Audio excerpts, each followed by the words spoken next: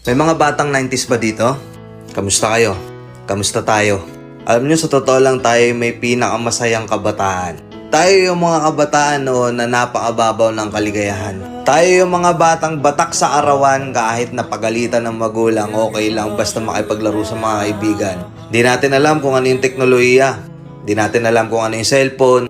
Di natin kilala si Coco Melon. Kontento na tayo sa mga laruan natin at sa kung ano yung meron. Tayo yung mga batang halos makompleto natin lahat ng laruan sa Jollibee at McDo. Bumibili tayo ng tig-pipisong laruan baka sakaling may laruan doon sa loob. Naalala nyo?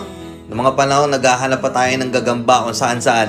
Naghahanap tayo ng mga sanga ng puno para makipaglaro ng baril-barilan. Kukuha tayo ng gulong sa tabi-tabi tapos pagugulungin lang natin kung saan-saan. Mabibwisit tayo kapag hindi tayo pinayagan ng magulang natin makipaglaro sa mga kaibigan natin sa ulanan. Tayo yata yung mga huling batch ng mga bata na nakikipaglaro pa ng tagu-tagu.